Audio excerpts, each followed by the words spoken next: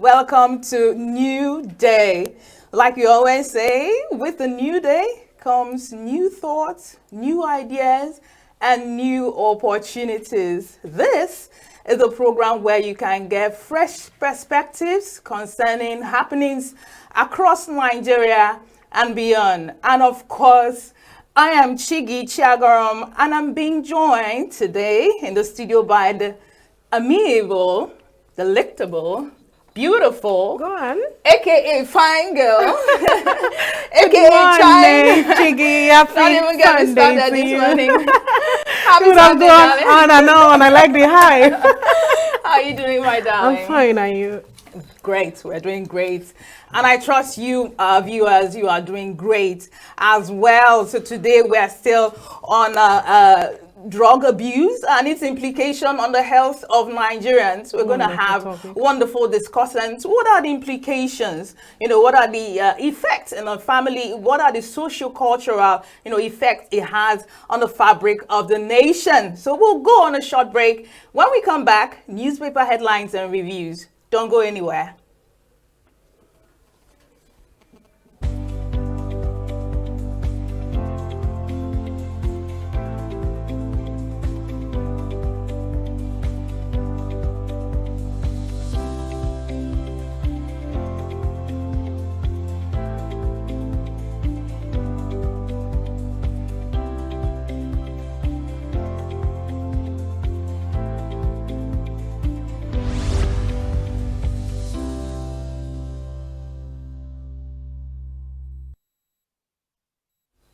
Welcome back to that short break. Very quickly, we'll be moving over to the newspaper headlines. And our first newspaper will be Vanguard. We'll be looking at the more flood coming nowhere to run farmers. Yes, on Sunday, Vanguard, right above the mast, we see three of Nobel laureates' most engaging life events. Oshoba at 85, my family gives me greatest joy in life. Don't we all get that from our families? And Fire Gods MS Sanusi Palace. That should be in page 4. And under the mast, Supreme Court judgment, 462 local government areas in 22 states blocked from federation accounts. With a rider, Afenifere rejects verdict, calls it grand conspiracy against democracy and true federalism. Delta not perturbed, says the governor, optimistic on local government polls. Okay, here again, Wole Soyinka at 90. 3 of the Nobel laureates, more engaging life events. That's on page 14.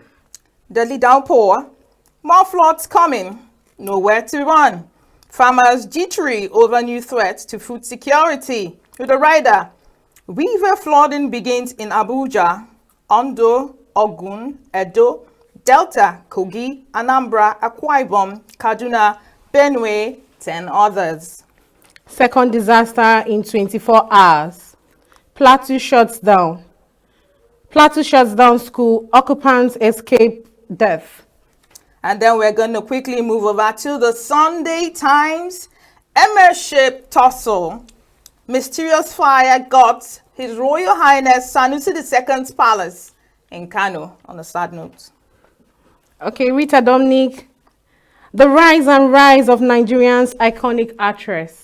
I love that woman. Another building collapses in FCT. 4 rescued. With a rider, Plateau governor shut school. Declares 3 days of mourning. Okay, coming from challenges facing education sector in Nigeria, ways to tackle them. That's an And interesting finally, on Sunday Times, it's conspiracy against democracy. Afenifere lampoons Tinubu, federal government over local government judgment. Yeah. All right. Moving over to Independence, Sunday Independence. Tinubu drugs flack over proposed livestock development ministry. And above the masts, it says, APGA Northern leaders tell INEC to de-recognize Njoko as chairman, with Rider declares support for Ezokenwa as duly elected national chairman. Still above the marks, Tinubu's policy not addressing economic challenges, says experts. Quite an interesting submission Yeah, there. that should be in page 9. Yeah. Obi, APC, PDP mourn victims of Just School building collapse. With a rider, 4 rescued after 2-story building collapses in Abuja, I beg your pardon. Traders blame Anambra market building collapse on sabotage. You'll find that on page 4 of the Sunday Independent. On page 5, we have local government autonomy verdicts. Supreme Court has begun restructuring, says Bode George. Finally, from the Sunday Independent, Tinubu makes fresh appointments into NDE, CCT, PENCOM, others. Okay. Finally, on this day, right above the mast, this day, Alumni Association hails Obiagbena at 65, says he's a media titan, visionary leader with innovative spirit. Okay, still on this day, we have panic as Trump survives shooting in apparent assassination attempt. And finally, from headlines on this day, Makinde shrugs off Supreme Court's judgment on local government autonomy, says it's a distraction.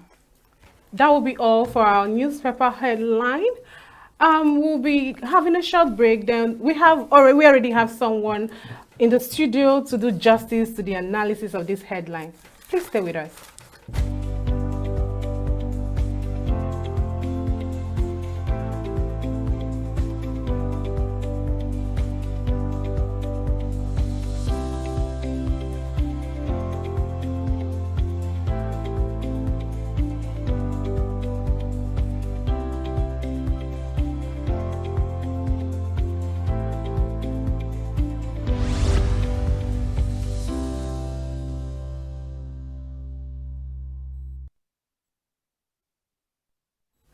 Welcome back. Still new day on Signature TV, and this is our newspaper review segment.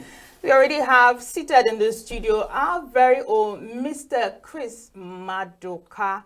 Mr. Chris, you're welcome again. Always a pleasure to have you join us.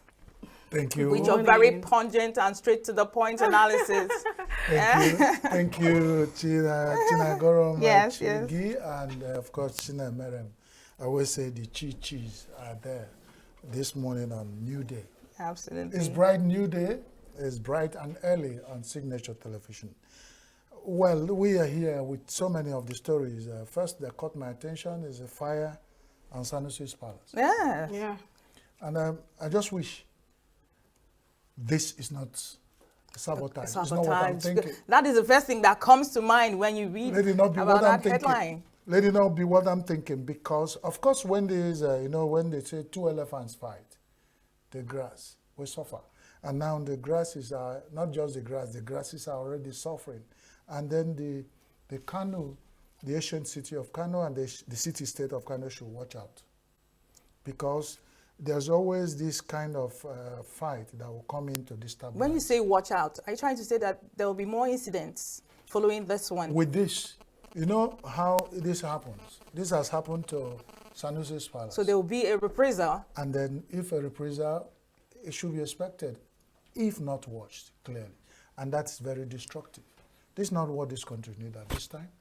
We need more development-oriented things that will happen, not when the people will become on tussle of who becomes the mayor of Kano, should destroy the ancient city state of Kano.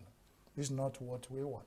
And we want the security, the government and the people who are involved in this to really call for out very settlement, because there are 2 brothers. And this has never happened in the ancient city-state of Kano. This is a new development.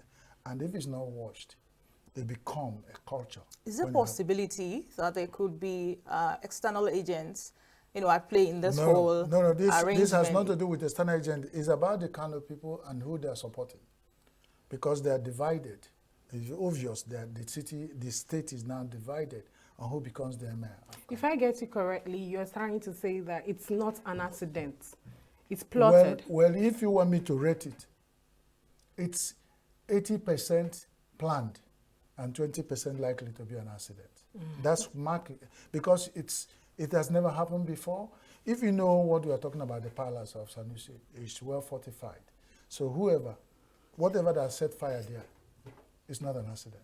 And that's what we are saying, the security agents, to please do a deep dive and see, and just stop it so that it doesn't continue, because there's likelihood the supporters of Sanusi will say, you go on a revenge spree.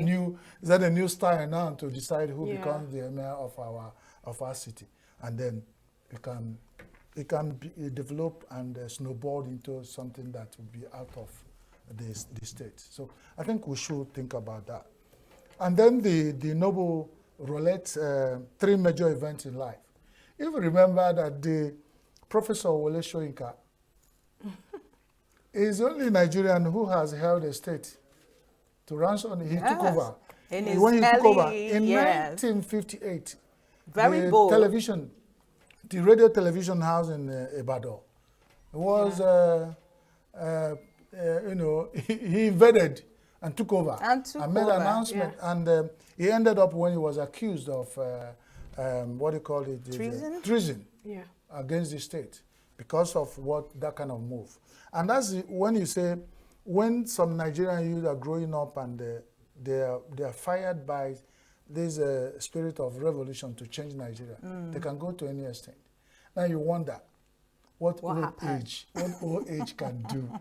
A lot of people say, is this the same Wole Soyinka that at this time now, some people say is now speaking from both sides of the mouth? But some of the old achievements still stands to clean up whatever is happening now. But we expected that at this time, if he had found himself so much handicapped to do anything, he shouldn't go to mess up. But then old age is a physiological phenomenon. Do you think that will be the major issue why you think he has been acting the way he has been acting? Or there are experiences building up to this time that probably informed, some of his, stances, Yeah, how are the mighty falling? Some people will say, if from that height and that fire that burns in him, let's talk about the youthful fire that burns in him. Absolutely. Would have been taken over with years at this point. We're expecting that the old man will sit down and be churning out advices on what the nation as an elder statesman. He has fought seriously to make this nation better, to contribute to the development of this nation. I remember him as pioneer chairman of Federal Road Safety Commission. He stood his ground then against the government of Babangida, and his life was threatened, and they have to smuggle him out to travel out of Nigeria through the borders. And so many major events, even when people are saying 3 major events, you have more than 20 events that surround him that can mark even more. So we are saying that we wish him well at old age, but we say that he should watch out. Let people not take advantage of his old age to make him to begin to go back and to his vomit, like the dog. At this age, we are not saying he should, if not anything, he just remain calm and not take actions that will make people to disrespect him. Absolutely. I won't stand anywhere for people to talk about Wole Soyinka in West that they will not want to. So we have to ask him and his advisors to watch out on how he manages old age. Absolutely. Yes, absolutely. And, building collapse again. It's so sad. I said too many biscuits used to be constructed. It seems as if this is probably a consequence of negligence that has built up over time, because these houses were not built today. So what happens, what's the problem with our oversight functions in this country? Now buildings are beginning to collapse. You will hear collapse in Lagos, Plateau, Onitsha, Enugu, and Port Harcourt and all that kind of thing. Now is that it is a country where things will be happening. One of my friends said this is a country where things begin to happen. We sit down speaking Oyibo, Dogo Trenchi, until it spoils beyond repair. So the people, the establishment involved in building should now establish serious establishment on how to begin to inspect old buildings and try to check their life. There's one, they ask the people to quit in Awka, students, residents. I remember, I forgot what they call that resident in Awka. You know how these students live. The government of Anambra State and the establishment have to quit the students. And this house contained more than 500 students. And they quit after 1 week of evacuating, Collapsed. the building collapsed. One could have imagined The devastation. so if they could do this, let them begin to check the life Right. of buildings and avert this. Since we, in the past, have to erect buildings that we did not think about their lifespan and can guarantee that they can stay up to 100 years or beyond. Okay, we'll be rounding off. Okay. We'll be rounding There off. more flooding to come. And then the question is, what is What are government the doing measures? about it? And then a lot of things coming on LGA autonomy. People are saying,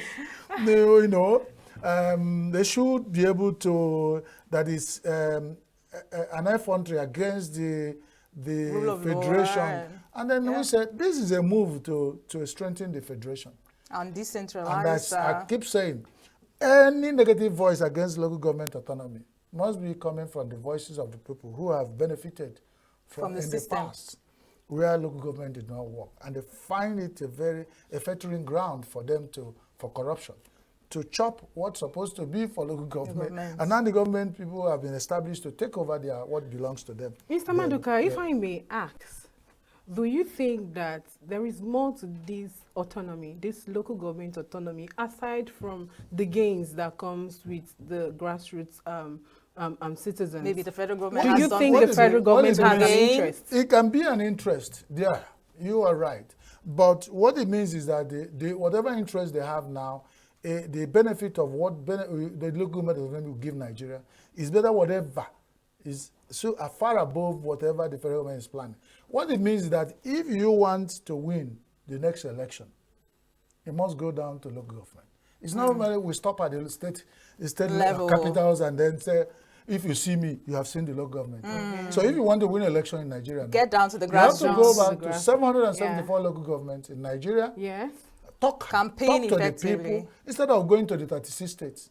So you really have a lot of job to do now if you want to be president of Nigeria. So what do you have to say about these two other states that will be restricted from fund allocation from the federal government? Because of the mess over the time, if that is strengthened, of course, almost all the caretaker chairmen are now unconstitutional by the verdict of the Supreme Court. So they were only the expunged. permanent secretaries or the secretaries of local government are now in charge until an election is done. I don't know what that means, but whoever is fighting back must be fighting back with a reason. I just hope it's not personal. Whatever criticism we have over this. Thank you. Thank you. We still have so many, but we have to go. because- Yes, we'll be Absolutely. calling You're a you back. walking, talking encyclopedia. Yeah. encyclopedia. So I just hope Nigeria gets better, and that's the essence That of is us. our When we review prayer. this headline, we suggest the way forward. And then, Okay, yeah. this is not the high point yet. Just a short break, and we'll be moving over to our wonderful topic for the day, drug abuse. Chigi, what do you think about this No, topic? I'm excited because I'm I'm perplexed, actually. No, we've had issues with drug abuse Yes. in the past years. So I have a lot to ask and a lot to learn from as well, and so do our viewers, I'm sure. So we go on a short break. When we come back, we'll delve into the meat of the matter. Don't go anywhere.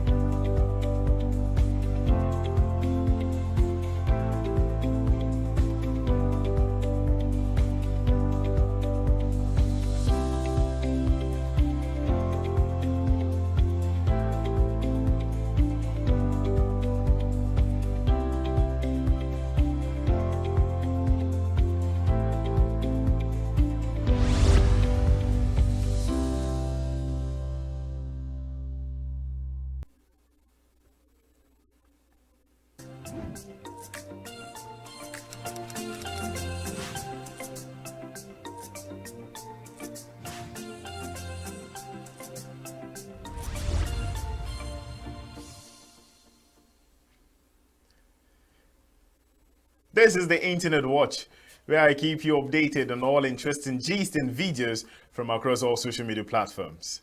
My name is Joshua Ritogun, and on today's watch, I found something interesting as usual.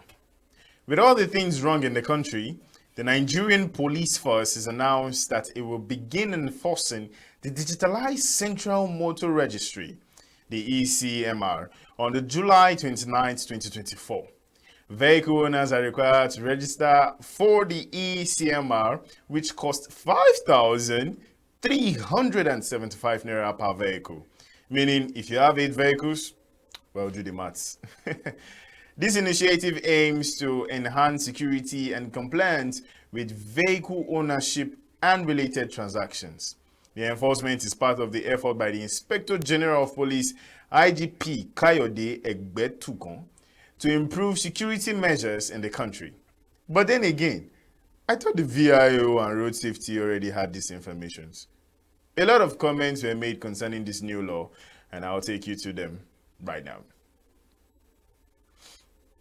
Okai is saying, I have checked the portal and even went through the registration. They are simply asking us to pay 5,375 naira to deposit our information and car details with the police. Simply put, we are paying so that the police can update their database of cars and owners. Wow. Next comment I have Jatiti. It's important to question why the ECMR is necessary. What exactly is ECMR and what is its purpose? Why should vehicle owners bear the cost? Even with all the documents obtained from vehicle agencies, it is until citizens come out in large scale and Kenya the nation before you people know when to stop. Honestly, there's a question because you're pushing the people to the wall. A lot of people have not even been able to get food to eat. What is the benefit of all these documents? Our roads are terrible. We pay for roadworthiness, but our roads are terrible. Someone deceived us. They will use NIN to catch terrorists and kidnappers. We know better now. Later, they will bring out another document, which is true. I remember when they blocked my MTN line because of NIN. Olusami is saying, until they push everyone to the wall before they... Sorry, let me read that again. Until they push everyone to the wall before they turn back on them. Well, they are pushing the whole country to the wall right now. Someone should go to the court to stop this recklessness. When did the police become a revenue-generating agency or a vehicle inspection officers? For God's sake, these guys are doing too much. Finally, on the comments I have Bam Bam. Bam Bam is saying, people are finding it hard to fuel their vehicle in this Tinubu hardship, and these guys are still coming up with another dues of 5,375 per vehicle. I hope Nigerian government is prepared for this trouble they are instigating. When the monster they are making is fully matured, they will learn. That was a deep one. When the monsters you are instigating, when they are done, when they don't grow up, you go learn. Please, let's focus on other things. I'm pained already because honestly, I can feel it for the average man. Let me go shell my car because, but there, that's on the light in it. Okay, so if you're watching this video with your better half, I mean single people who are in a relationship, like you have a bae or you have a boyfriend or a girlfriend, not you. I mean you who are just totally single. Sorry, but no offense. So how well do you know your partner? Do you like public, do they like public proposals or a private one? Please watch this video I found online.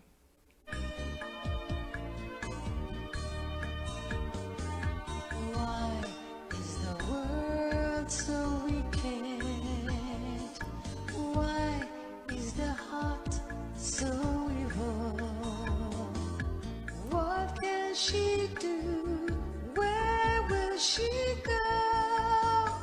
Oh, she's crying all the time. Life is misery.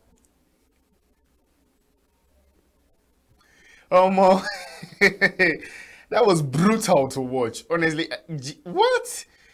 Like, why? If, for me, let's even assume that I fall into this kind of situation. that first time that I knelt down and you just said no, I would just stand up and scream, "It's a prank, guys! It's a prank! It's a prank!" Because no more, that was really painful to watch. Considering that, okay, make a no talk. Let's head to the comment section. Look for my mouth, you go hear them. McLawrence is saying, I beg, make una know they post this kind of videos. It irritates me. It go be like make I enter there, sound the mumu guy. Because obviously, guy, you knelt down the first time, knelt down the second time. She said, no, just run it, go away, cover your shame. Evangeline is saying, nobody engages a woman he doesn't know.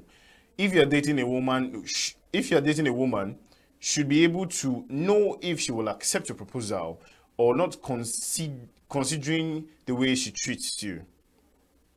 Okay, so I see some of these things as a way to create content, nothing more. Honestly, because it does look like a content. Because why are you going to, which man go on shame himself like that? From Great Man is saying, Alaska is one of the coldest places to live in the world today. But this video is colder. Honestly, I felt so pained for this young man. Like, bro, stand up. For me, just stand up. Live there. Behave yourself. How about? Next on the comment, we have wicked wife. Some women are wicked. She already called herself a wicked wife, so obviously she's attesting to the fact that some women are wicked. After everything the guy did for her, it's always the permit me to say this. It's always the ugly fat ones misbehaving, like say them be speck. So I actually saw that comment who were emphasizing on the fact that she was fat, but then I said, okay, no, I'm not going to be that kind of a guy. I'm going to wait to see if there's another lady who is going to attest to this. And then boom, wicked woman said it. This boy is saying, guy, collect your flower back and shout, it's a prank. Because that's what I'm going to do, straight up. I'm just going to stand up and say, it's a prank, guys, it's a prank. We live in a country where prank stars are now the king of social media. So, of course, please. This is going to be the last comment. It's saying, this is why public proposal is very bad. Now, see the embarrassing moment for him. And why Baba no even decode say the babe no like him? Like, were you guys not dating for long? How about man? Okay, so to the next thing and to the last I have for you today. For this next video, I hope you have great sense of humor. If you don't, you might need someone to bite or punch after watching. But if you do, join me in laughing a big. I know that you hate me. Meet the gorillas. Charles. Ngozi. Wetin Ngozi they do for zoo? Ngozi arrived 2008. I swear. Wetin Ngozi? Neka.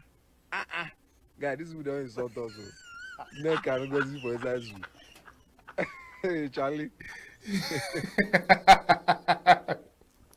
I'm sorry, I just had to laugh.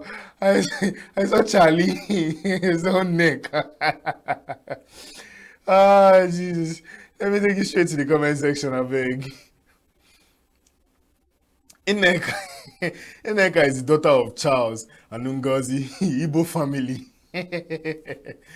Ah, God. Next is, seriously, this is not funny. Oyinbo no kuku get sense. If they will name a dog after their grandparents, wetin them no fit do? Because Oyinbo people bear rice, rock. Please. Next on the comment section, I have Notorious. Notorious is saying, what did okay, yes, Notorious Ineka. She's coming to reply, what did I do to deserve this? Because was my offense. The next is Charlie gets teased. See how him they look. If you watch the video, you see Charlie looking like both. Lastly, on the comment section, okay, and that was the last comment. So, well, this is all I can give you on today's episode of Internet Watch. Many thanks to everyone sending me videos. Gracias, my people. My name still remains Joshua Ritogun. Please don't forget to like, share, and subscribe to this YouTube channel. And until next time, stay jiggy.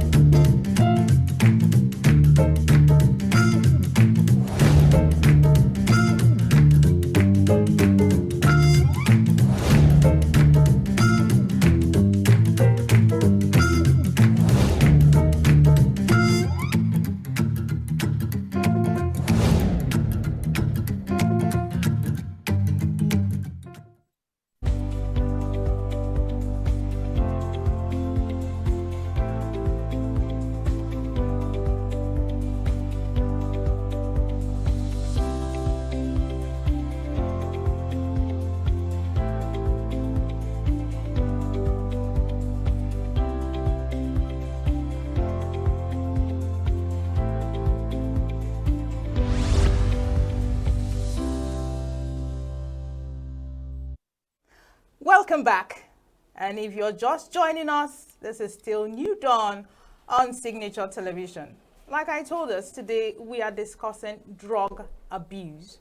What are its impacts? What are the effects on the family, on healthcare, on the fabric, socioeconomic fabric of the nation? And with me in the studio are two powerhouses, if I may.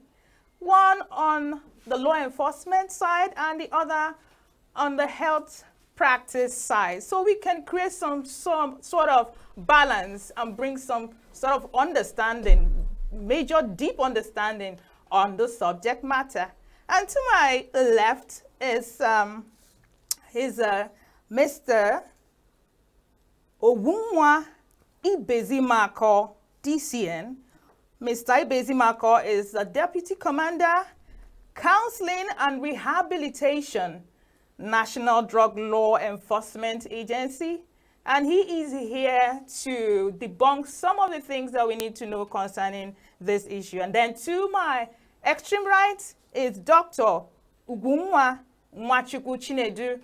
Dr. Chinedu is a senior lecturer, Department of Community Medicine, University of Nigeria Teaching Hospital. He is also a consultant, community health physician, UNTH. Gentlemen, you're welcome to the program. Thank you very much. So, Welcome.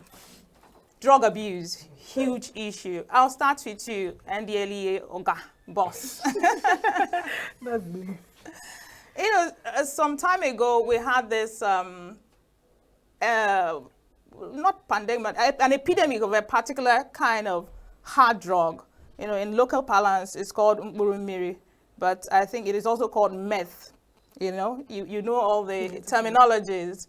Can you take us through some sort of an overview of drug abuse in Nigeria? You can pick any timeline you like. What has it been like, you know, over time, you know, with drug abuse trends in Nigeria? Thank you very much. First of all, let me correct an impression. I'm not the boss, so that I don't have premature retirement from the number one man, Brigadier General Uba Marwa. You know, boss na boss. Whether he's Then here, I have a boss, the state commander, okay. Abel Sunu Wadahi. Okay. That's the state commander. But be it as it may, I'm happy you have not painted, you know, an issue that can be swept under the carpet. You came out to hit the nail on the head. And without sounding too modest, I want to tell you that we're indeed, with a crisis. And if not tackled, it might consume us. Unfortunately, I don't want to create an alarming situation. Let me just give a little statistics. First of all, Urumiri, that is what we know it at. It is called methamphetamine or crystal ice or blue ice. And it has become so common because of the high demand, because of the quick hit. So what do you mean by quick hit? Yes. Quickly. Okay. Cannabis. When they smoke cannabis, cannabis will go, well, the medical doctor will explain further, goes to the central nervous system to interpret before it starts acting. But crystal ice, once you take it, either by injection, it goes straight from the vein and you get an instant high. I hope I'm correct, doctor. You're right. Beautiful. That is what makes it too dangerous. Cannabis, you can take cannabis and you have a little control of yourself.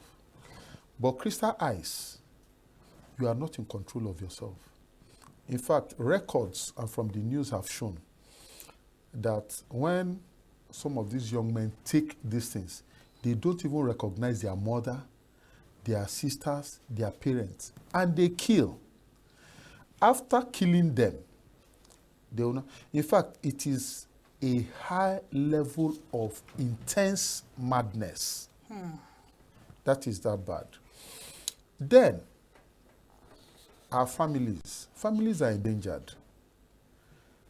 The society is endangered. And we are saying these youths are the leaders of tomorrow. Where can we have tomorrow if there are no credible and responsible youths to take, you know, the mantle that is being handed over to them? And peer pressure has made the thing take, taste, see. It's being circulated. It is that bad. So let us not play the ostrich. Bury and cover our heads, it does not exist. In almost all the villages, you have people that are affected by this. Then what will that transform into? Unproductive youths.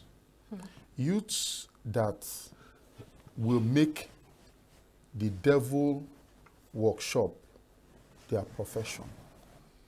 You can't think straight. You start thinking of kidnapping, banditry, armed robbery, get rich quick. You want to be like the superstars that flaunt Cadillacs and all that. And it is a dangerous trend. All right, sir. I'll get back to you on this thought. Okay, Please ma'am. don't lose this line of thought. I'll have to get to you, Dr. Nwachukwu. He mentioned something and he said, with meth, you get a quick fix. You go straight and start doing what it's meant to do. Not with cannabis, that had to go to your CNS to work. CNS means central nervous system, aka your brain. Okay. So my question to you is it because meth is synthetic, cannabis is organic? Is that the reason why meth has this real quick effect on the people that take it? So Not just really. take us through that process. Not really. It's just because of the nature of the substance in question. Having said that, it's not all about. You can still have synthetic cannabis that's opioid. Okay. They are in that Opioids. family. Okay. But the truth is just like the Bulumini has been a very deadly thing. And then just like you said, once you put it, you are getting the quick action as you deeply it is should. So it's not a question of I will not take it, I will wait for the action to take, just as they are getting their response and it's taking them hard. Having said this, remember, the Mburimili problem is bigger than we are thinking and is deeper than we are saying. when you really know the person's, it affects the person's reasoning, it affects the person's mood, it affects the person's thinking, it renders the person useless. And then there's level of addiction, just like you talked about pressure, peer pressure. In that, it fuels it.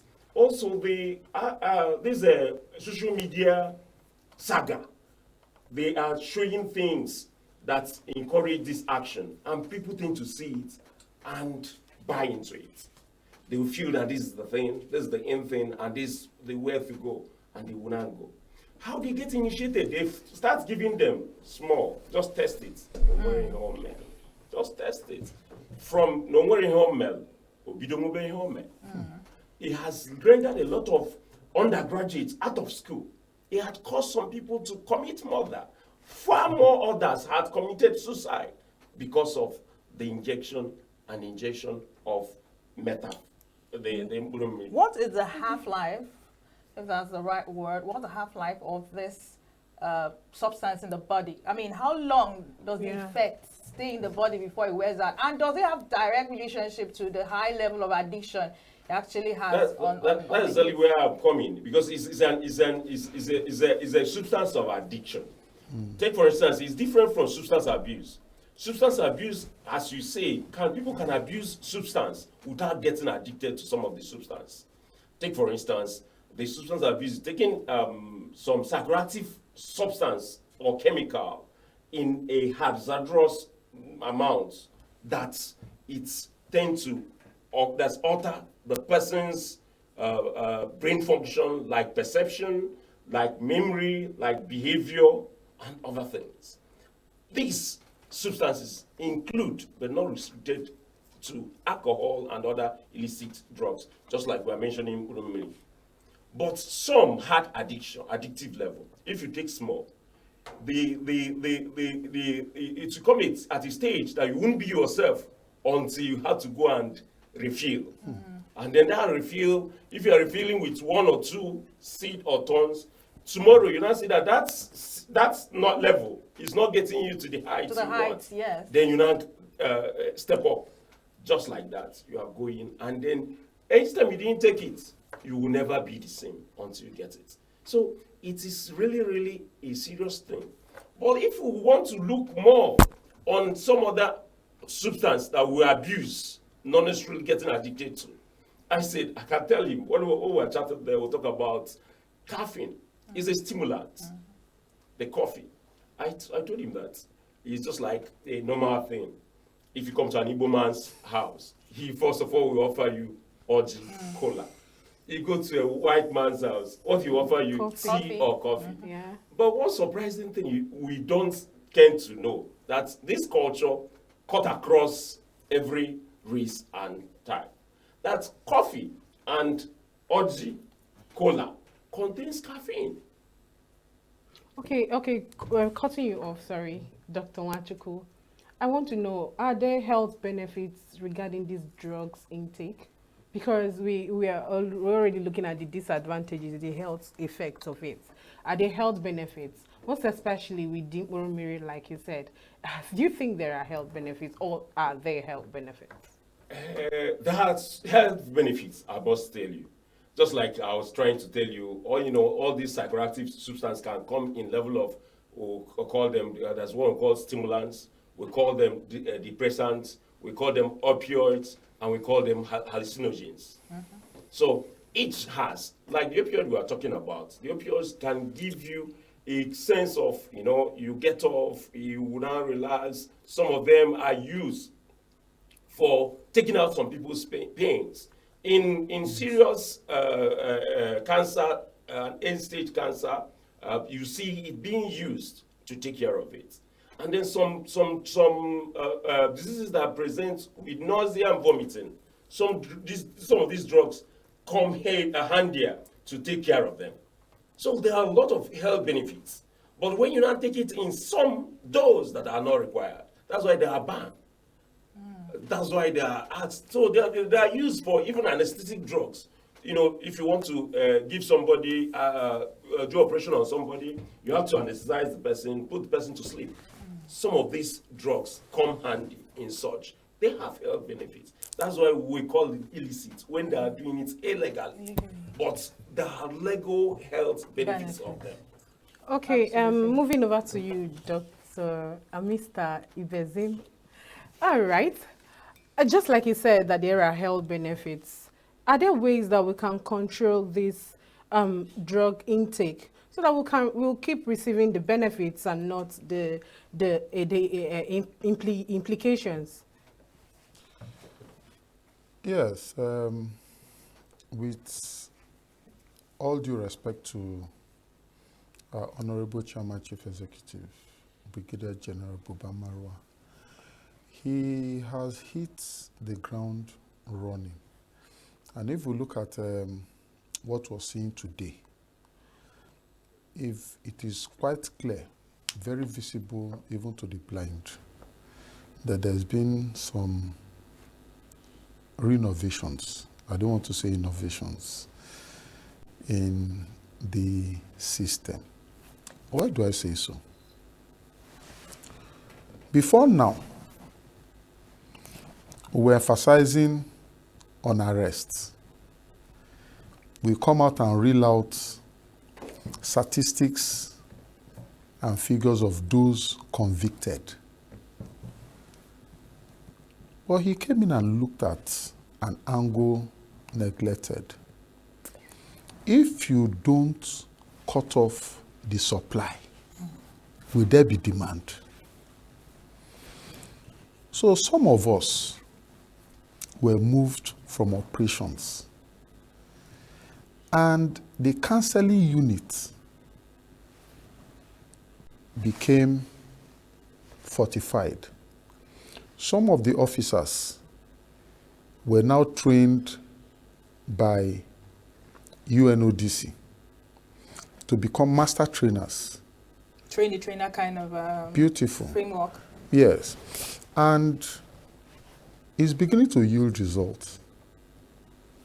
Again, immediately he came in, he provided a drug control master plan. 5 years. From 2021 to 2025.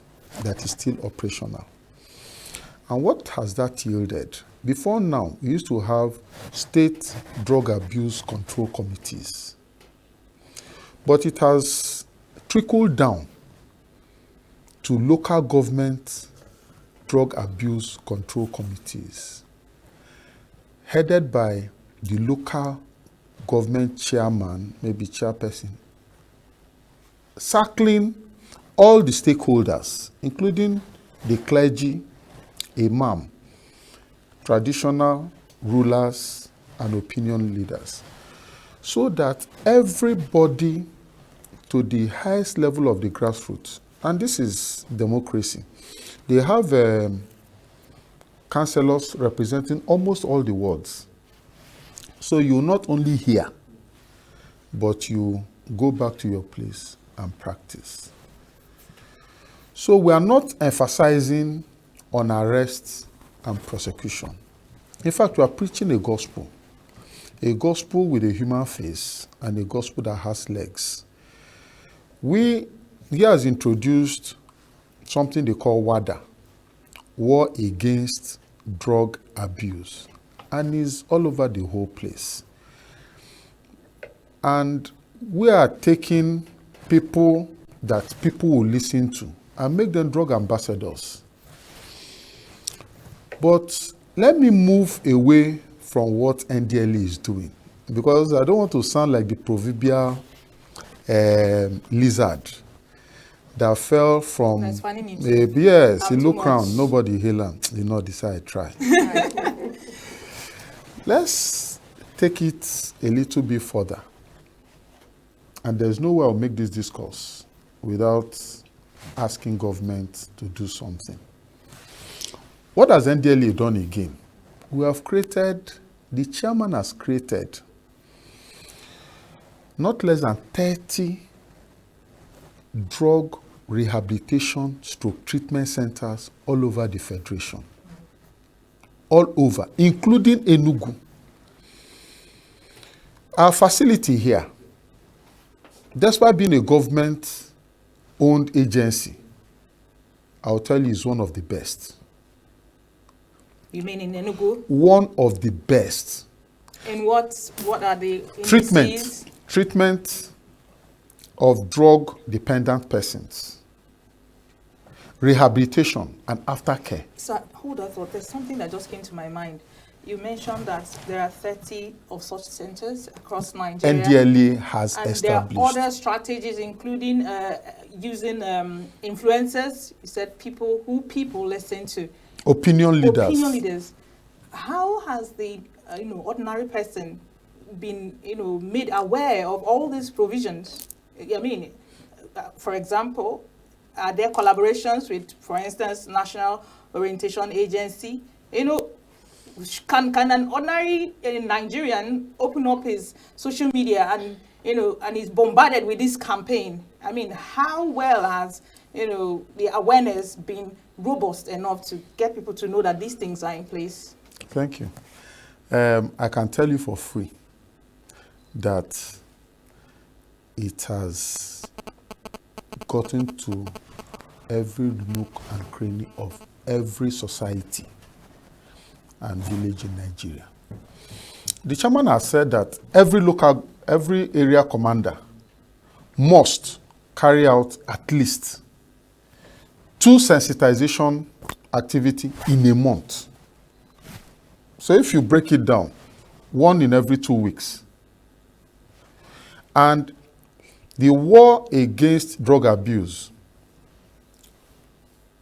in almost all the local government schools, we go to sensitize them. Enugu, in fact, I don't want to say that is catching up like wildfire, because a couple of schools and agencies will just come to us.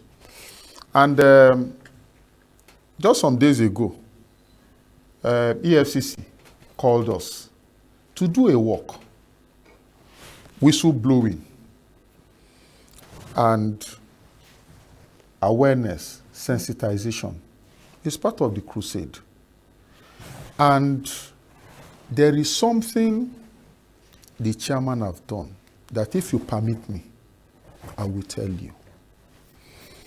He says it's a drug integrity test initiative. That for every teenager that is transiting from secondary school to tertiary institution, they should test him for drugs. That for everybody that is marrying, This is currently being implemented. we have tons of these test kits in my office as I speak with you. But it's not been rolled out. It's been rolled out. It's been rolled out. We are collaborating with the Federal Road Safety Service. We want to see them. For most drivers they arrest, they just do a random test if he's on drugs. And many of these drivers are on drugs. Domestic abuse, before you marry, they will test you for drugs. That is where you see some men battering their wives because they're on drugs. For any government appointee, you want to vie for political position, you test for drugs. Just as NDLA, before you test, you declare your assets and everything. You get an integrity test that you're drug free. For the army, we are collaborating with them. That before they do any intake, you test. So the chairman wants to make it a culture that people should always test for drugs. And it's starting within. With the officers, we have started testing ourselves from that same kit. Okay, sir. Sorry to cut you short. Just before we move over to the doctor, I have a question for you. Please. Bringing you back to what you said about youths are more affected with this drug abuse. I want to clear, is it statistically correct that youths are the major culprits? Then secondly, I want to know, what are the causes of this drug abuse? Because we keep hearing drug abuse, drug abuse. What are the causes? Why do youths go into drug abuse? Just very shortly before we get to Okay, the fine. Very short. The statistics we have by UNODC with the Bureau of Statistics, let me narrow it down. Enugu has 340 something thousand youths currently consciously abusing drugs. Does that tell you something? That amounts to about 14 point something percent. Enugu now. That is the current statistics. Is that bad? Causes. Unemployment. Many of our houses now, we have youths that have graduated 5, 6 years, no job. And they want to forget, according to them, forget their problems. They go into drugs. But for the ones that are conscious and hardworking, you look for something and do. After one minister in this country, former minister of health, one professor and a doctor, colleague of, said that doctors should go and learn tailoring. That even his one he's wearing, that Was sewn by a doctor? was sewn by a doctor. But I'm not advocating that. The only thing I'm saying is that we should look for things to do, to engage us positively. If not, Absolutely. Okay, that's the WADA, War Against Drug Abuse. yes. Okay, Dr. moving over to Nwachukwu, Dr. Nwachukwu. a very quick one. In your experience, assuming a Mama Da, apologies to any Mama Da out there, not particularly talking about you, a Mama Da comes home and sees her son behaving in a particular manner, and she investigates and finds out the son's friend probably introduced Nkurumiri to him, and he has started acting out. What would you advise Mamada to do first? And probably a second and a third, point. Yeah. So what are the approaches? What are they supposed to do first to ensure that there's no permanent damage done To to Mama Ada's to family. Mama Ada's family? Thank you for that, but always I would rather choose to go by the popular Zebudiah's balance that provision store is better than Kiosk. So it's always good that you aim at preventing the child from even going near those children by monitoring who your children are keeping company with. Very important. So once you notice that, you will try to start shouting, doing all sort of things that will make sure that that child is retrieved back. And it shouldn't be when the child has gone astray, you will now try to start some remedial things. Start looking, checking your children and knowing the friends they are keeping, knowing who that their friends are. But What doctor, they- if it happens, I'm coming to that. yes, I always chose staff. That's where that's my area of concentration. Preventive And that, medicine. yes. Then I tell you that you save more harm preventing that child from going into that than trying to cure the child. At the time, what you want me to do, what should be cured, mother will cure. No, you may not cure the child completely, but you prevent it from happening. That's the mainstay. So prevention So is better. that's the mainstay. So if it happens, peradventure it happens, we are looking at early diagnosis and prompt treatment. Once that happens, and we're able to pick this child early enough, there are a lot of health professionals that's ready to help you. It's not something number. It's not something that you now use your destiny, but because the more you are using force, the more you are chasing that child away from you and to those people, because you've already lost the fight ab initio. So it is, you now call these health professionals that will come in to quiz a child and see how medically they can help him out, and then trace the source of it, and can hand those source to the National Drug Law Enforcement Agency. From there, because he said, when you take out the supplier, the fire, if there is a fire, take out the wood, and then the fire goes out. You try as much as, because this has gone bad, and so many people in the society, there's this Igbo adage that's so many children are taking the course of their parents because they saw their parents abuse drug or were doing something that's near to abusing, and they will not take course to like surpass their fathers or their mothers. One alarming thing you have failed to see, and it will be a crime if we don't raise that alarm. More women, more girl child are going into substance abuse now than ever. And they try as much as possible to know what the friend your girl child is keeping. And a lot of them are out of, if they are in boarding schools, if they are in lodges, in universities, pay them visits, understand who they are, what they are doing, because you will cover your face in shame when you come really to know what these children has entered. So mine is try early, family first. You should be conscious of what your children are doing. Then before we now get down to the society, what the society will do, we'll try as much as possible, all these social media things, we should prop up things that counteract this medical information and say, that's one quick thing that the cigarette advertisers normally say. After doing that, they will not do a quick one. Cigarette smoking is dangerous to health. That the cigarette smokers are liable to die young. Okay, Dr. Nwachukwu, just before we call it a break, the last question. You talked about prevention.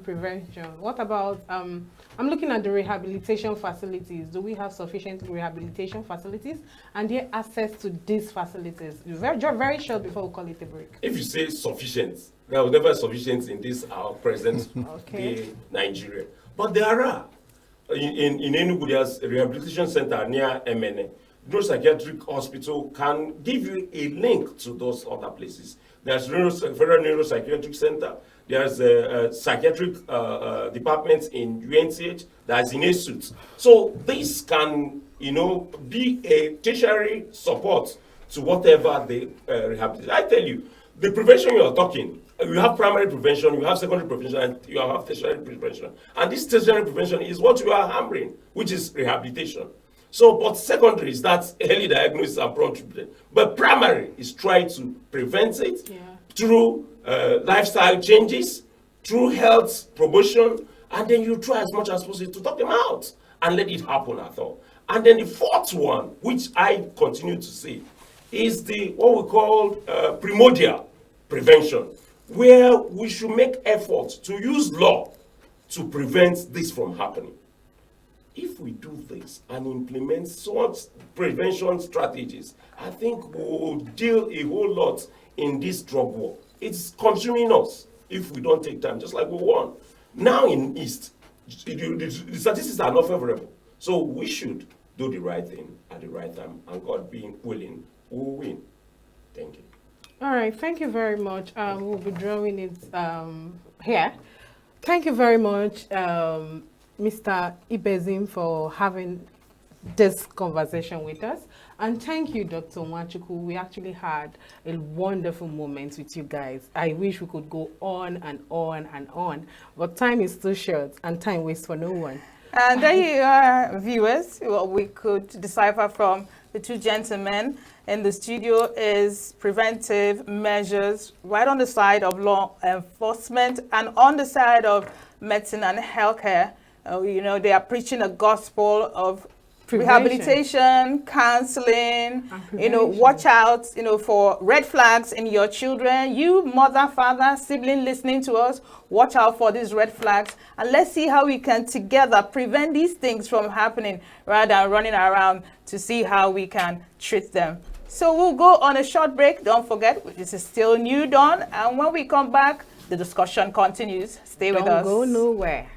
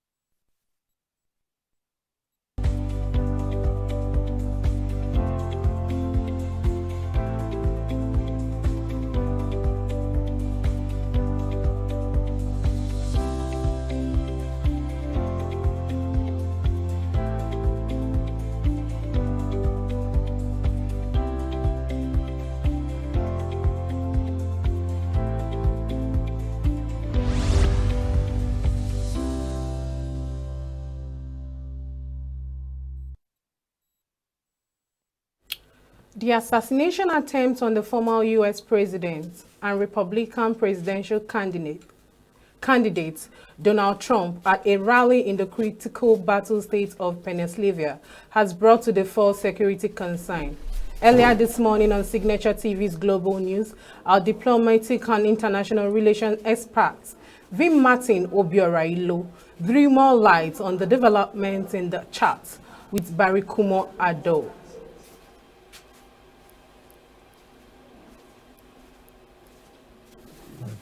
Actually, did I say correspondent?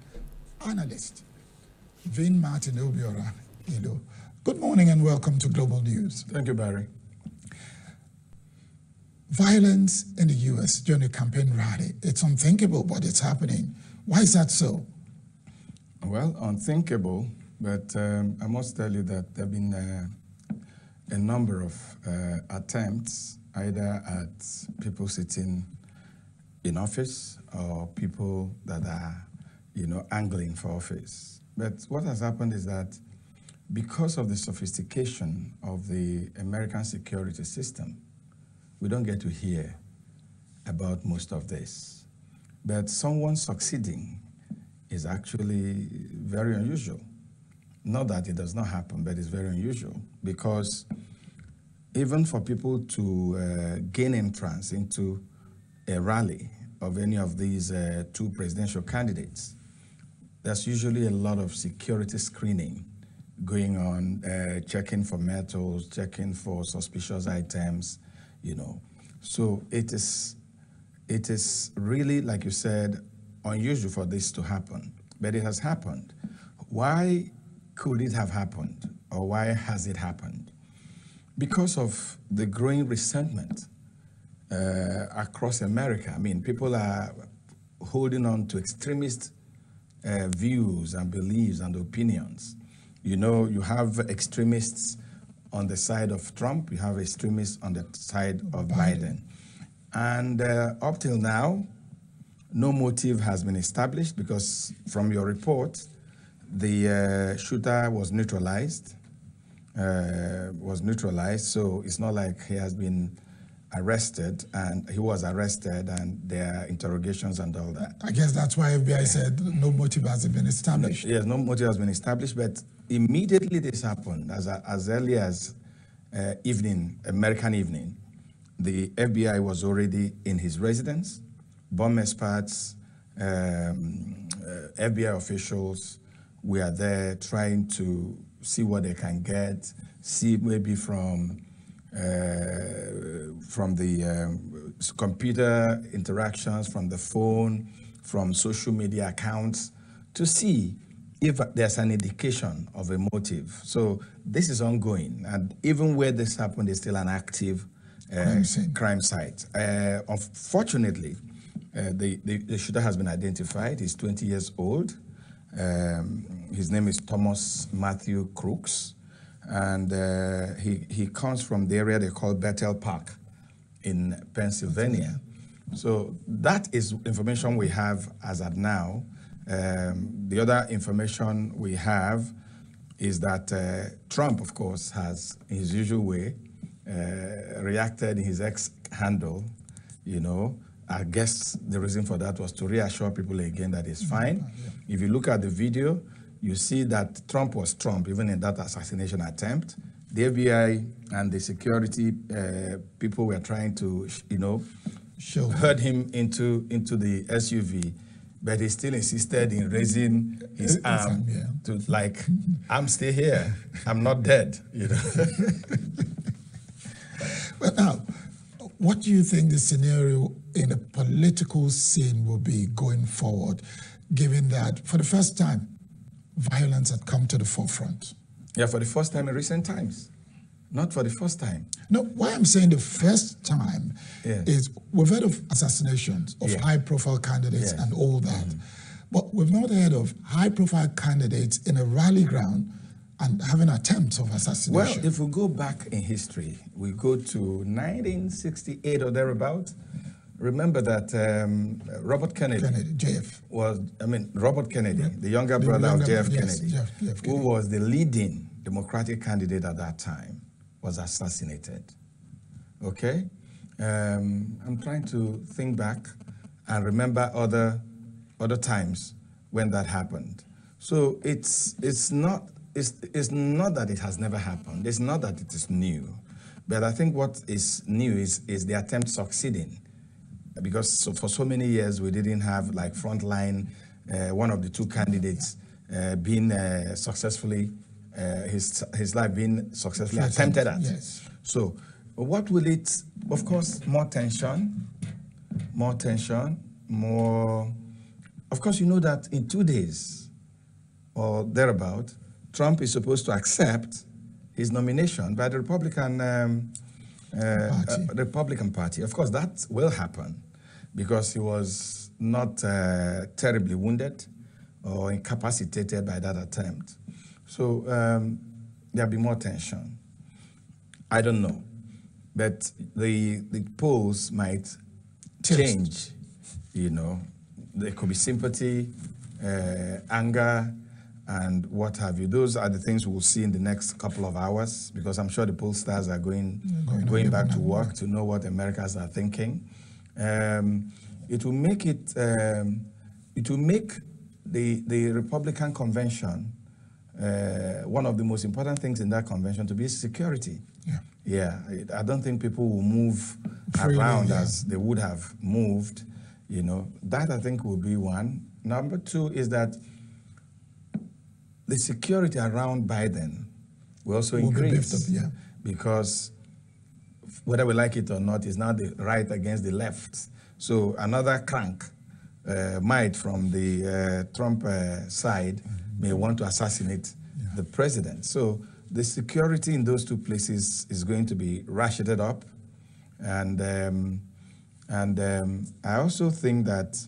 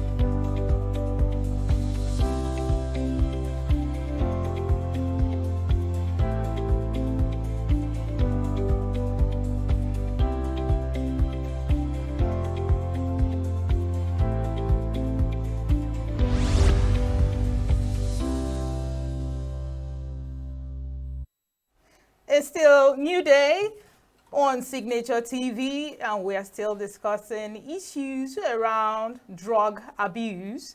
And we are going to be talking about preventive medicine and the aspect of patient care when it comes to patients affected by overuse or incessant use of these drugs. And here with us to have this discussion and unpack the subject matter are two giants in industry. To my left is Dr. Peace Ihanacho. She is a mental health nurse, also a lecturer at the Department of Nursing Services, University of Nigeria, Enugu campus. Madam, you're welcome. Thank you You're very welcome, much. ma. And to my right you. is the amiable gentleman, the person of Dr. Vincent Mwokejezi Ubochi. He is a consultant psychiatrist, Federal Neuropsychiatric Hospital, Enugu. Doctor, you're welcome. Thank you for having me. You're welcome. Mwokejezi. You know, from the instant I heard and I read that name, I knew there was a story behind it. No, wine Jay-Z. Coming from my Okay, so this is a whole new discussion. So, madam, let me start with you. Drug abuse. All right. What has been your experience as a nurse, as a lecturer, public health practitioner? What has been the trend, with drug abuse? Because there was a time it was cannabis, and then just quite recently, Mburumiri meth. What has been the trend, given your experience in the industry?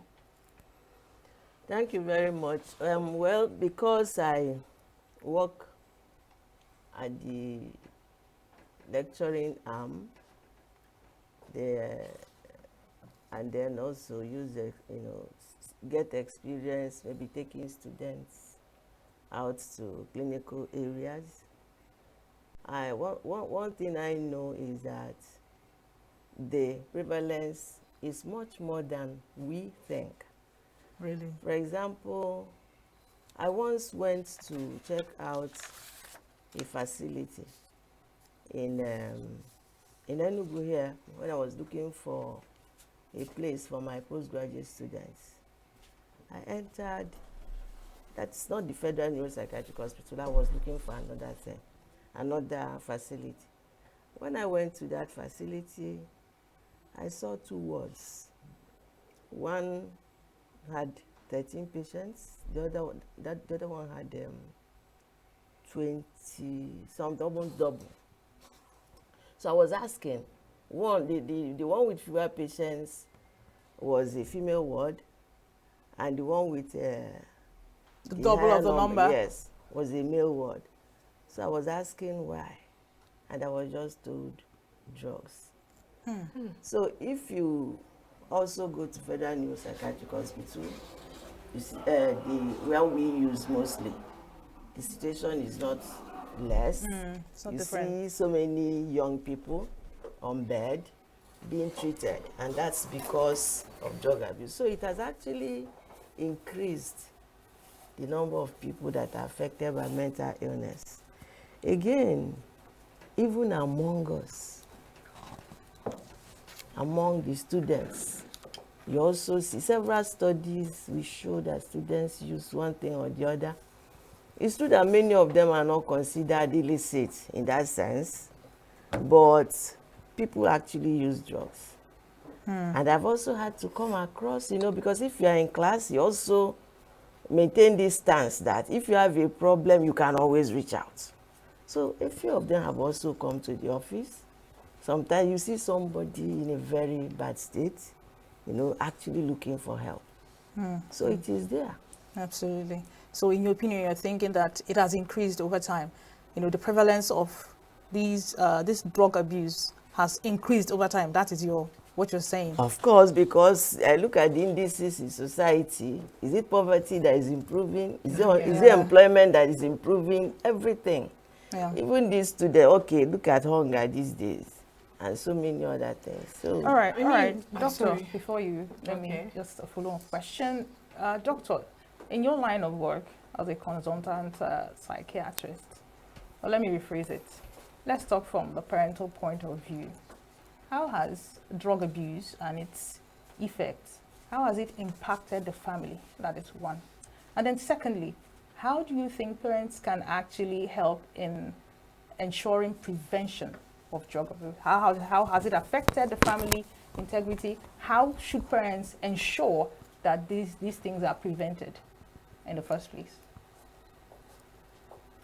In the first place, I would like to take a shot Yes. from where Dr. Iheanacho started on the prevalence. Yeah. Drug abuse, as a matter of fact, is a public health problem. Definitely. And is hitting hard to the society, to families, to government establishments, and in short, the workforce in Nigeria. That over time, if nothing is being done, I wonder how we are going to survive the whole situation. I bet is complications and other problems that is associated with it.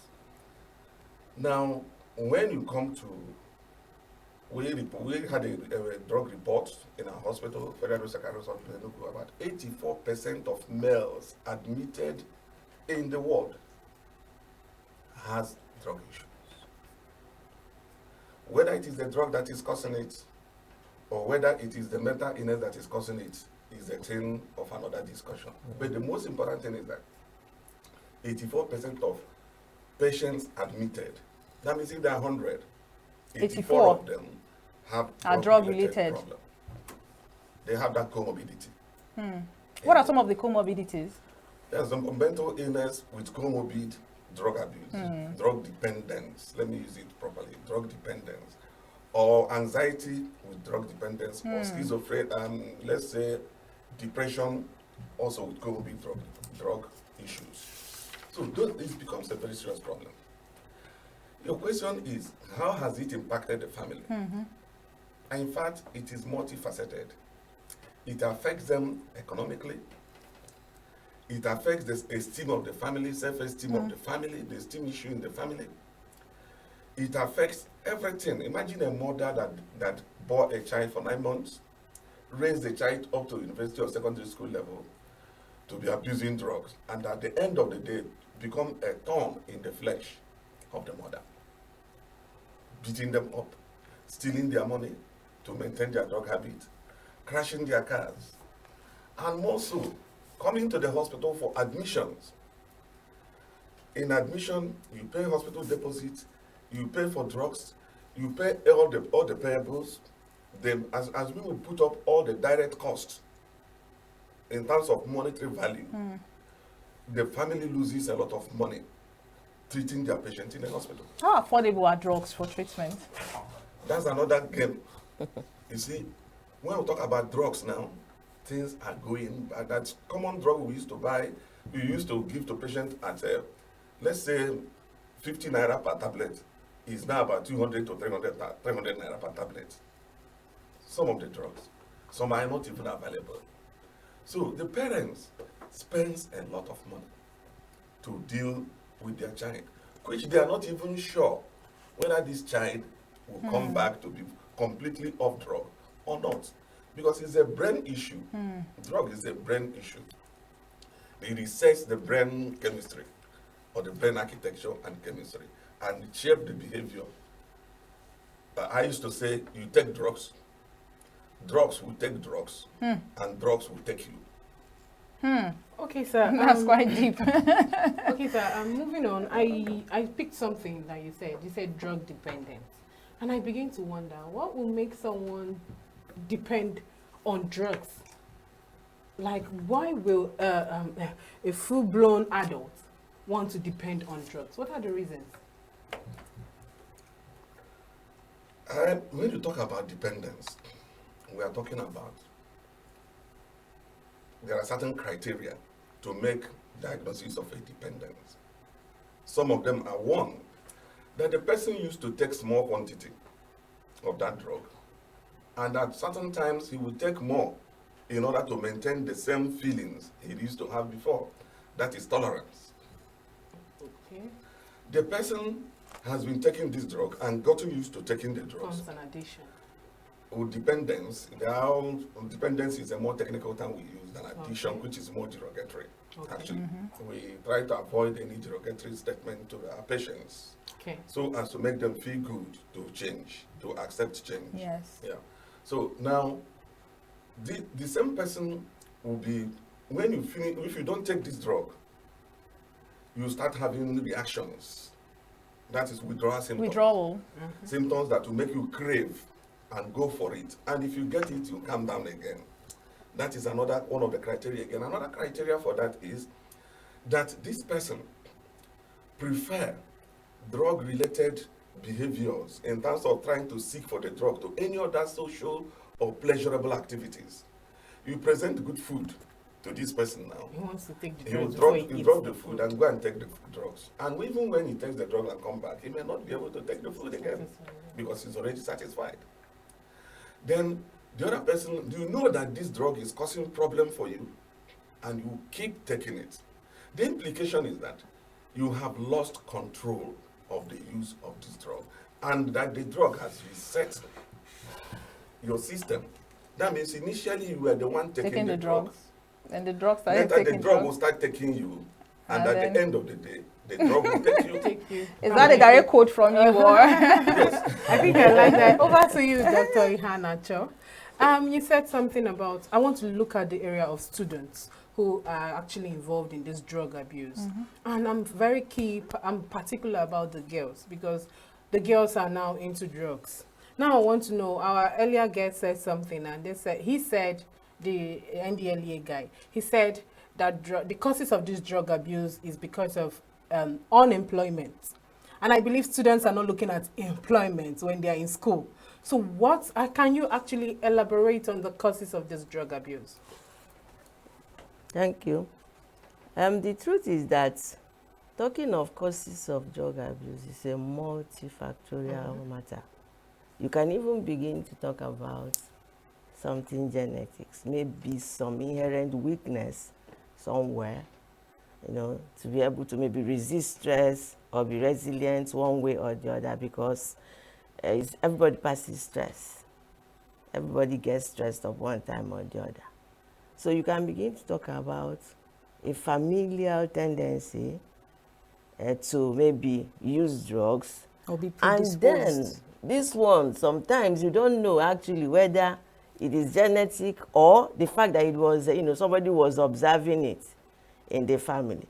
So that now goes to also do with the early exposure, because if it's in the family, maybe a father or any other elder person in the family is doing it, a child is exposed early. And remember the role of modeling.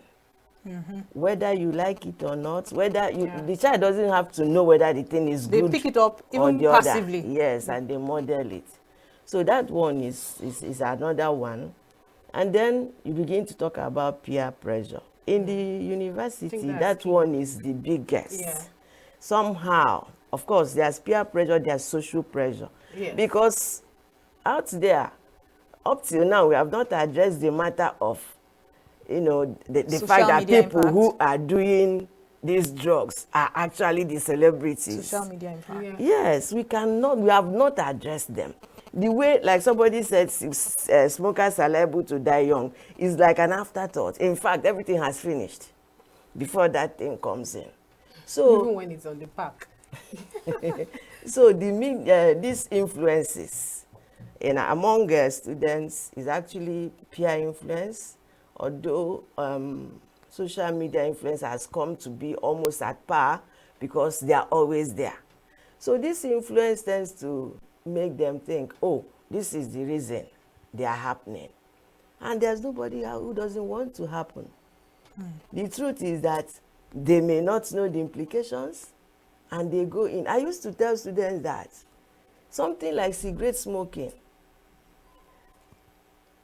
it's, the addiction or the dependence starts with the first stick. But they don't know. And I used to say, if it does not start like that, the first time somebody pops in, the smoke of cigarette, it is so uncomfortable. they will cough, they will do every kind of thing, but then the person goes back. Literature actually documents that it starts like that.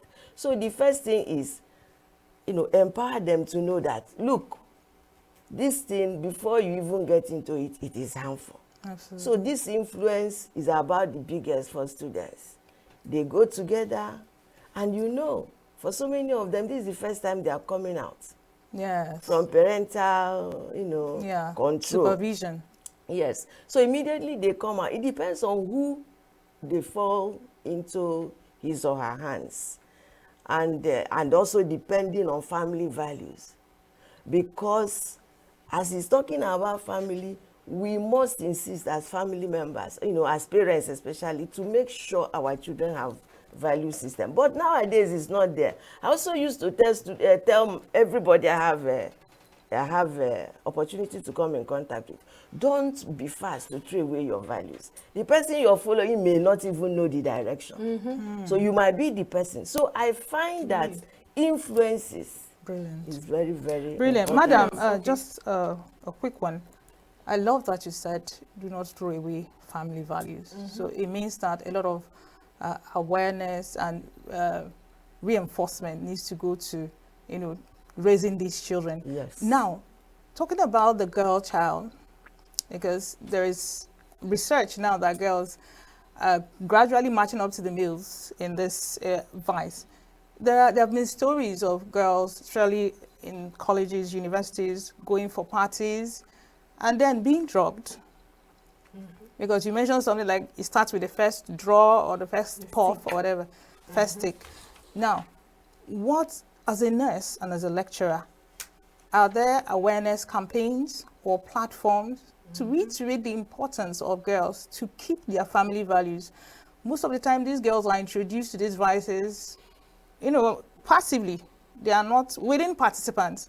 So is there something actively being done, a strategy to target, that side of the in addition issue? to what she's saying, I'm very keen now with the social media influence. So as well as are there strategies, like are there means of sensitizing these girls, this youth?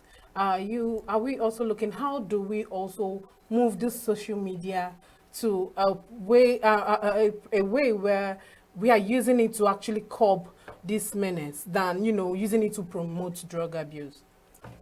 Well, if I could start from there, there are so many things also on the social media that are positive.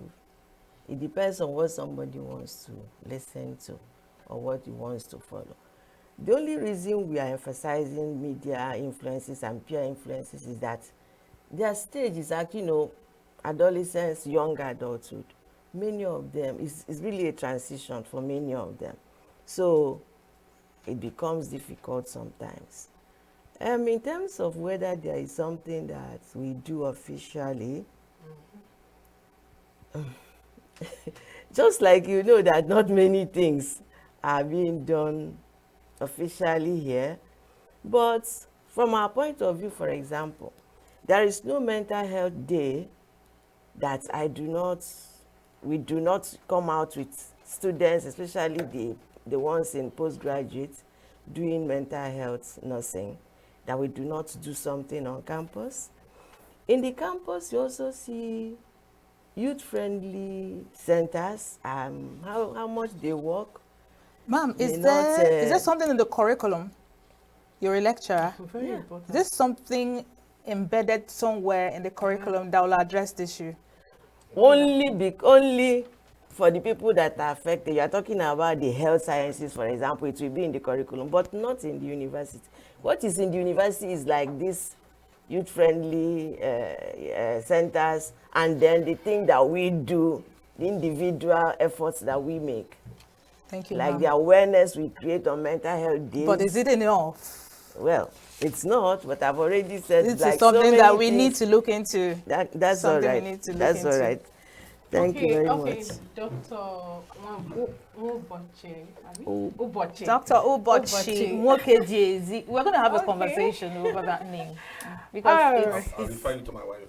I love the name. Okay, so still talking about the public campaign and sensitization, I believe that the health sector should also take lead in this campaign and sensitization. So what is the health sector doing towards it to make sure that every patient that comes around is aware of this drug abuse and ways to actually limit or not to depend on it, like I said? Yeah, honestly, we are doing a lot, especially at the level of Federal Psychiatric Hospital in Enugu. We are doing a lot in trying to sensitize people. We go for outreaches in some villages to get them sensitized about some of these things. And we do them, like, for instance, we went to different universities, like Go University. We were there some times back. The VC was very cooperative with us. He was present, the whole staff and students. We delivered different topics to them and sensitized them and encouraged them to form clubs. And encourage the university system, the NUC in particular, to incorporate in their GS program on mental health. So is there some monitoring and evaluation attached to this strategy? Have you guys gone back to check if the clubs have been formed or they are running, if they have indeed been formed? Yeah, well, we did it as a one-off something. Then when we needed to follow up, but it's important. The communication just didn't continue. It's important. Yeah, so no, I understand what you're saying. We go to farm villages and do outreaches, at least to sensitize them, and set up some consciousness among the leaders of that community. And in fact, currently, we are taking a lead based on the mental health law of Nigeria to integrate mental health in all general hospitals and primary health care centers. How far have you gone? Yes, we have been moving forward. We are doing well. Has it passed a particular level? Yes, we are. You see, the point is that the governments are very, very, very recalcitrant to follow the trend of things, especially when it concerns mental health. But they do not know that at the end of the day, the water will get them above their neck. Okay, sir. Dr. Ubochi, looking out, you being a psychiatric in the federal government psychiatric hospital, chief consultant rather, I was actually wanting to get more response regarding the government's contribution in the fight of this drug abuse, and what are the challenges and what are the ways that we can handle these challenges coming from the hospital angle? Yeah, first of all, the challenges are so much. We have the biological science challenges. That's following a model of the physical, that is the illness model. Following also the social model and psychological model. You see, the challenge is too much. First of all, I'm trying to reel out the challenge so that you know the aspect government are doing and what they are not doing. In terms of treatment facilities, the government has done a lot in providing funding for equipping and upgrading some of the mental health facilities in Nigeria. Federal Psychiatric Hospital is not an exception. Now, but the much that is being sent cannot solve the problem. Like in a hospital now, we have drug units, but this drug unit is not functioning to its maximum because the facility that is required to carry out full drug rehabilitation has not been put in place. It requires a full-grown building with its own facilities. Talk about gym, education centers, everything. And such thing is not available. Some hospitals like Abeokuta, Yaba, Banawa, Kaduna, and Iselu, Benin, has over years developed those because they're the oldest of all of them. They've developed, and they had good funding also to develop some of these things. But in Enugu here, we are still at our tutelage age. We are still doing business as usual. as much as we can. Now, but again, when you talk about funding, the state and the local government and the individuals in Nigeria, philanthropic individuals in Nigeria, they don't see the need because we have reached out many of them. None of them is showing the need that this thing is a big problem that is even affecting some of them and their children. They would prefer to fly their children to US or to UK or to India to come back again to our hospital for treatment without facility because it's a recurrent condition if it is not well managed. So our people, government, and individuals are not really showing the expected response to mental health issues. Yeah. But I warn them, it will definitely drown all of us. Our prayer is that it wouldn't get to that. At the rate they are going, it's just like the way Boko Haram is drowning Nigeria, the way banditry is drowning Nigeria. It's not that we don't know what to do. We know what to do. And even this Boko Haram banditry, do you know the number of mental illness it has generated on people, displaced families, all those things? It can equally push some of them to drug abuse and keep recycling. The vicious cycle. Yes, because it hardens them to sit fighting back and creating, okay, since you have done it to me, I have to do it to the next person. And the chain will continue. I call on the government seriously and individuals, especially philanthropic, these people that think they are rich. Well, you may be monetarily rich, but mentally poor. So I want them to be mentally rich, to reach out to people. Brilliant. And that need services and develop facilities. Okay, Thank you so much, Dr. Bocci. I think there's much we can take. You are a walking, talking book on this issue, and I know that we throw it open that you're going to take us for 24 hours. But we're going to have to end this segment. Thank you so much, doctors, for being with us today. And there you have it, viewers. I think the onus is on not just government, while we await government might to do the needful, civil societies, non-governmental organizations, parents, right, caregivers. Please, let's come together and mount pressure on government. Government never offers anything on a platter. There must be pressure from relevant stakeholders to ensure that the things that need to be done are done. All right, we are going to go on a short break. We still have more lined up for you. Please stay with us.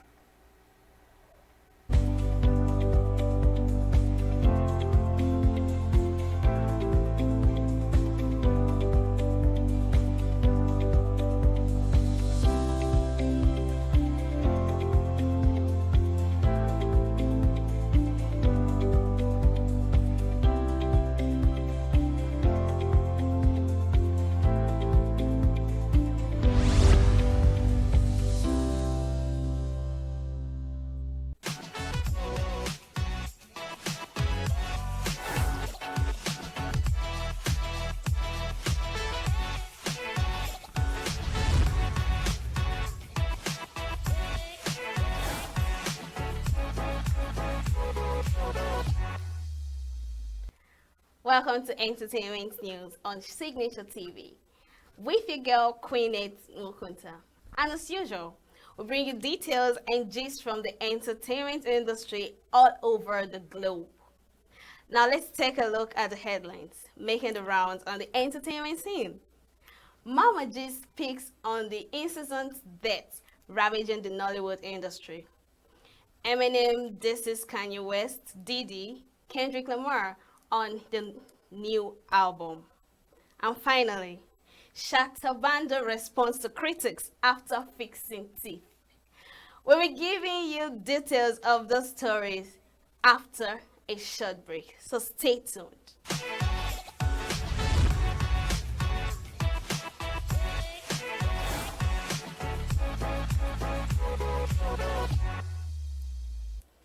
Diving right in.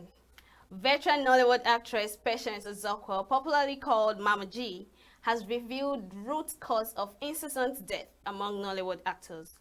Mama G, who made the statement in Lagos during the week, blamed the death on the carelessness and negligence on the part of the actors. She also explained why she broke down in tears at the funeral rites of the late comic actor John Okafor, popularly known as Mr. Ibu, which took place in his hometown in Enugu State late last month. When you are doing something you are enjoying, you wouldn't bother to take care of your health. Once there is life in you, you keep doing what you are doing, and it's something that pays back on your body. Some people are so careless that when they are sick, instead of going to the hospital for a proper checkup, they prefer to visit a chemist or a pharmacy to buy a pain reliever. It's no longer safe with me. I don't know how many people are thinking like myself. That's why I blamed it on carelessness. We are trying to put smiles on the face of people while forgetting to take care of our health, Mama G added. Explaining why she broke down in tears at Mr. Ibu's burial, Mama G said it dawned on her that the actor was gone forever when she went close to his corpse and called him by the name she used to call him, but he didn't respond. She urged every colleague to learn to go for regular medical checkups and curb some things detrimental to their health.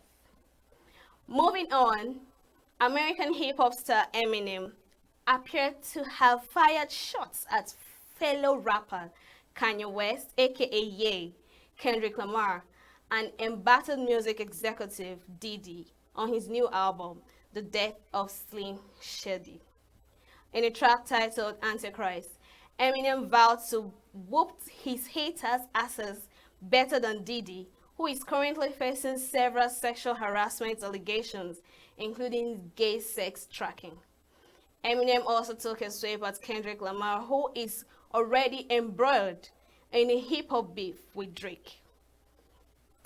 And finally, self-acclaimed millionaire and social media influencer Shatta Bundle has shared some videos showing off his new set of teeth. In a video shared on his social media page, Shatta Bundle was seen flaunting the new dentures while telling his haters to prepare for him because he was going to take over the world soon. Shatta Bundle was all smiles as he showed off his new dentures. In one video, when asked how much the procedure cost, he answered, $98,000 million US. Stop playing. Meanwhile, fans and followers of Shatta Bundle has expressed their support and excitement over his new look, having previously shared with the media that he lost his teeth in an accident years ago. Shatta Bundle clarified that this was not a condition he was born with. I wasn't born like this. I lost the tooth when I had a near fatal car accident a few years back. Shatta Bundle added that he does not care what people think and say about him because he values himself and ensures he lives a happy life. And that's all we have for you today in the entertainment segment. Please do not forget to follow us on all our social media handles. Thanks for watching. I remain your girl, Queen Nwokonta.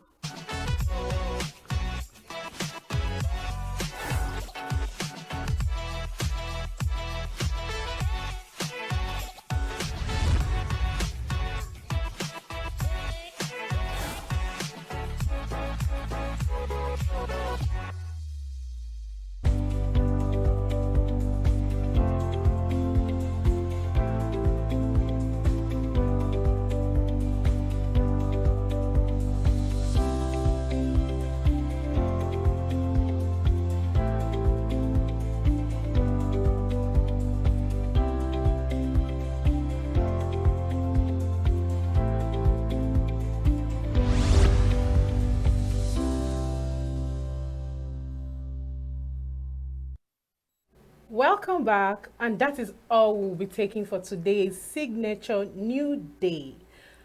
It was quite an intensive, interesting, entertaining discussion with wonderful authorities on drug abuse. Chigi, what do you have to say about it? Yes, viewers, thank you for sticking with us this long. And don't forget to head over to our social media platforms and follow us on Twitter, Facebook, Instagram at Signature TV Official. And like we always say, with new day comes new thoughts, new ideas, and new opportunities. Bye for now. Bye. My new phone. This is not a new phone. Why